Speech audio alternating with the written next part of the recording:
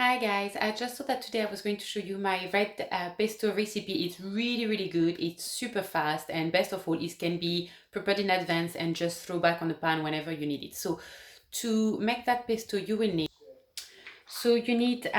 roasted almond. I just buy normal one and I roast them. It's a third of a cup. 1 cup of sun-dried tomato. I personally use the one in oil, but you can buy the dry one, up to you. It's really a preference, and what you can find in a shop. Parmesan, just a good handful. I don't use salt because it's already quite salty with the parmesan and the sun-dried tomato, so I just add a little bit of pepper.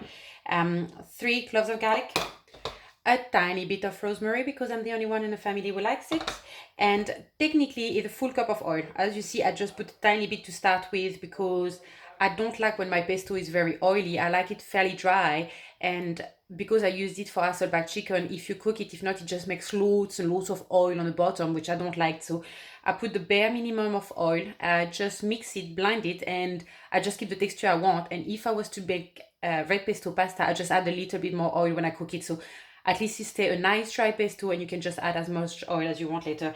And because I cook for a baby, I just use a tiny bit of chili, but just the bare minimum.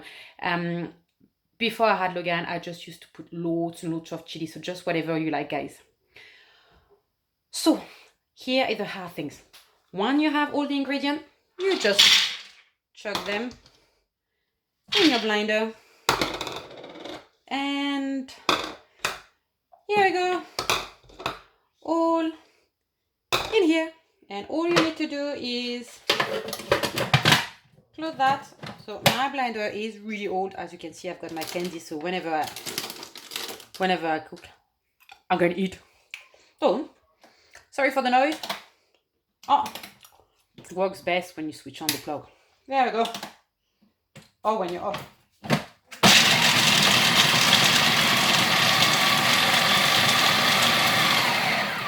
So I'm just going to put on mute for 2 seconds. Okay, so I blinded a little bit so you don't have the noise. So now I just, you see I've got a nice gooey thing. I just added some oil. Most of the time I use a little bit of the oil from my sun-dried tomato. That's why I do like to buy them in oil. And I use rapeseed oil. I'm not really keen on olive oil. I know it's a big thing. You shouldn't be telling people you don't like olive oil, but hey, it's not my thing. So rapeseed is always what I use. It's really good. And because I'm French, it's very popular in France, much more than olive oil. So again, a little bit of noise.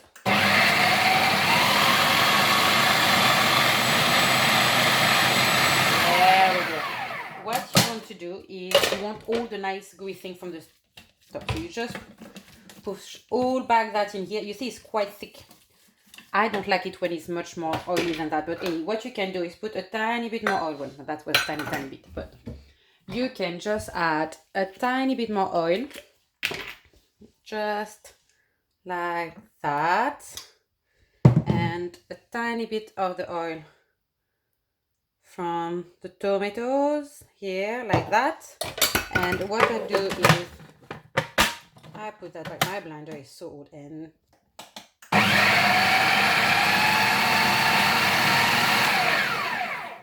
that's it. That easy. All you need to do is put it on a pot, keep it in the fridge. When you want to use it, you just chop chicken in small bits and pieces, and when the chicken is almost cooked, you just add some of the pesto on it and mix it with pasta. It's amazing. Or again, I just take chicken breast, hasselback the back, put the pesto inside, and just on the oven, I just bake it until the chicken is almost cooked. And when it's almost cooked, I just add a slice or two of fresh mozzarella. Not counting the calories in here, but it's really good. It works for all the family. There is obviously almonds, so be careful for the people who are not allergic.